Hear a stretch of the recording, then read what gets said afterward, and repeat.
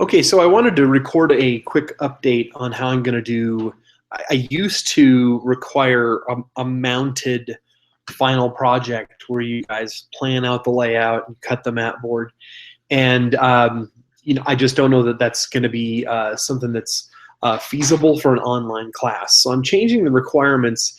I'm calling it layout and grid. It's still going to be worth the same amount of points, but my requirements are going to be a little bit different for it. They're not going to be quite as uh, stringent. You're not going to be required to do quite as much. Boo-hoo, I know you guys are, your hearts are broken.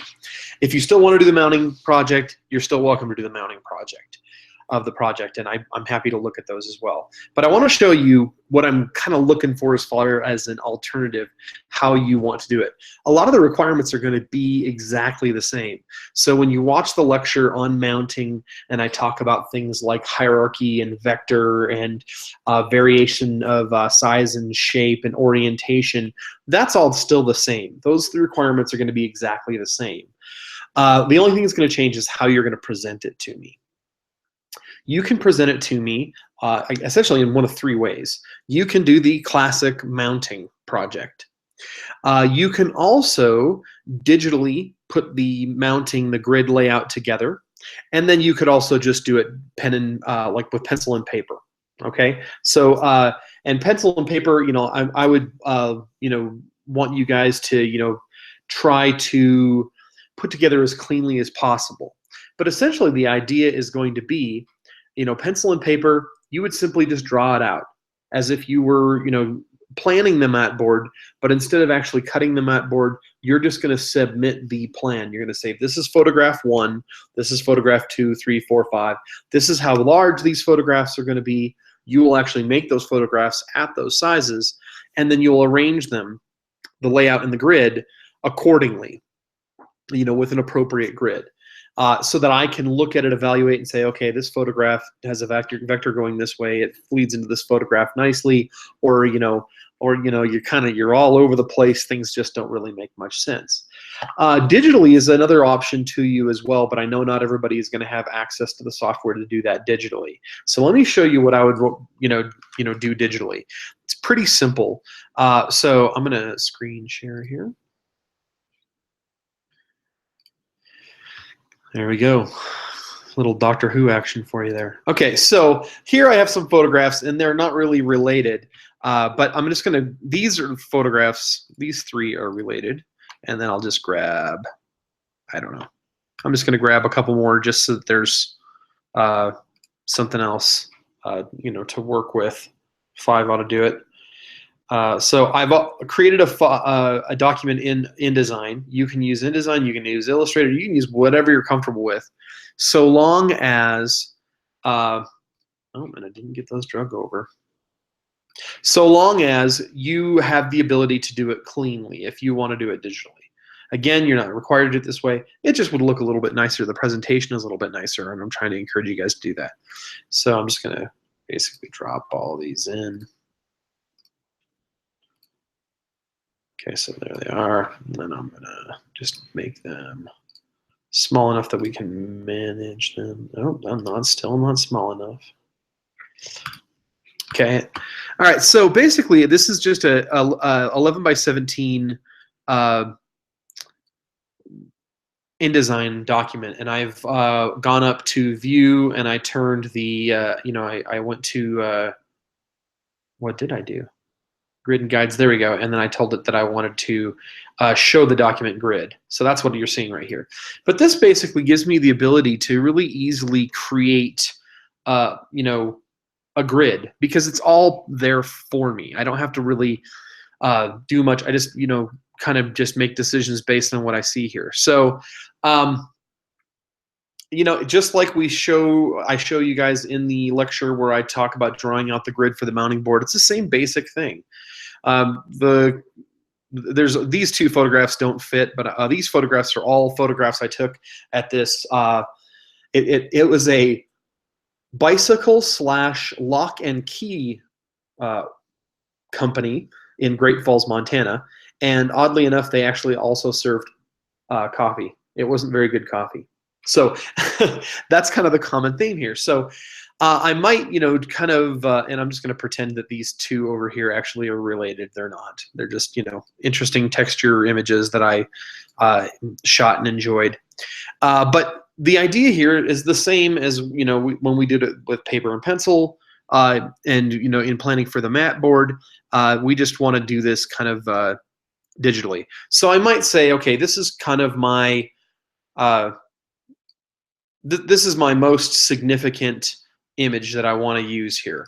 So I might blow that up, and it's about, let's see,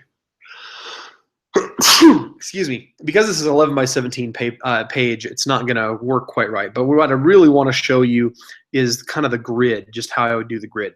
So let's say maybe I'm gonna go with that. I'm gonna move this over here, and I'm just kind of trying to align with this mark right here. And I'll kind of, I don't want to get too crazy. In fact, I'm probably going to bump that up. There we go. I like that bottom there. Okay, so that's my, my signature, I'm going to call it. And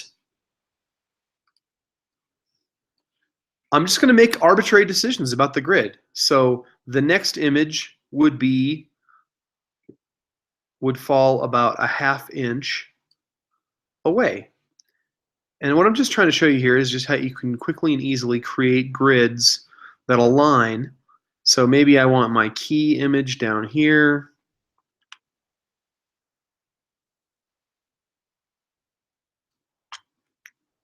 And I'll go ahead and cinch that up from the bottom. Oops, Control Z.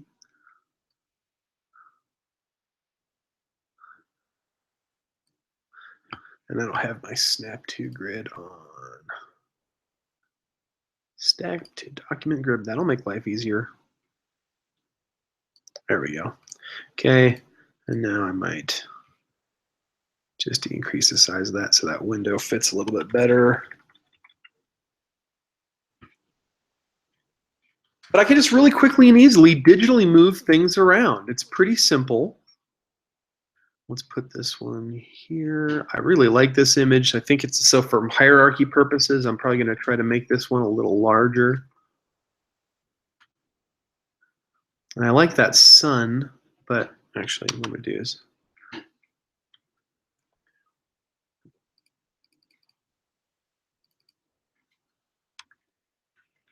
but I don't know that I needed all of that image. So you can see how you can really quickly and easily with InDesign kind of clean things up. Now I'm gonna go.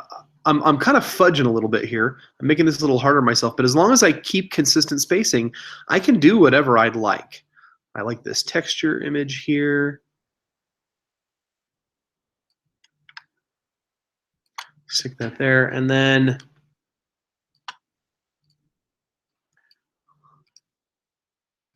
all I'm doing is I'm just basically I'm creating and honoring a grid. That's it. I mean, it's really very simple.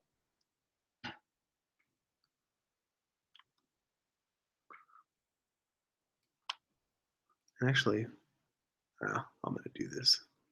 I like that sky that I have in there. Oh, goodness. It's so small there.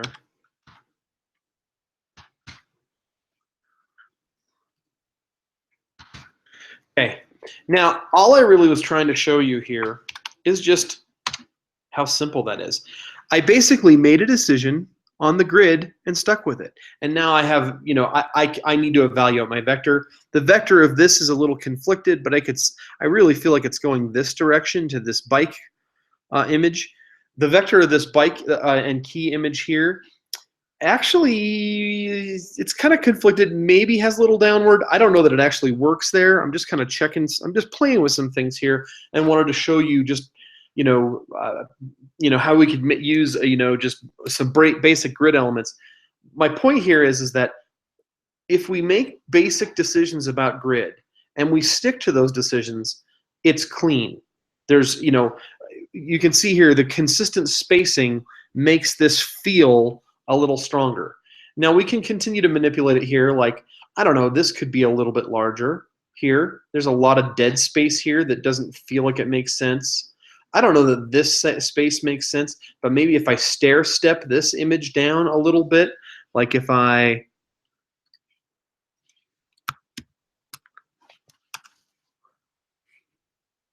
actually just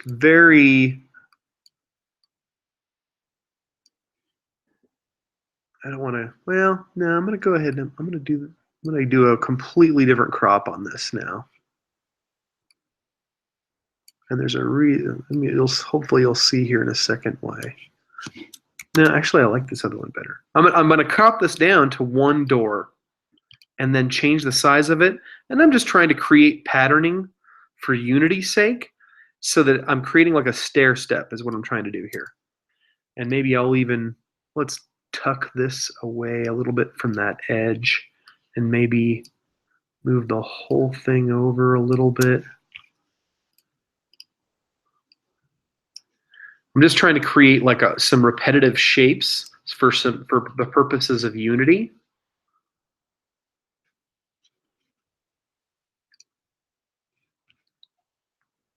Okay, I'm going to bring that back up because I just like that blue frame so much, and I think I can go a little higher and get away with it here. And then this one, let's just make that a little bigger here. There. Okay, now I step it out a little bit.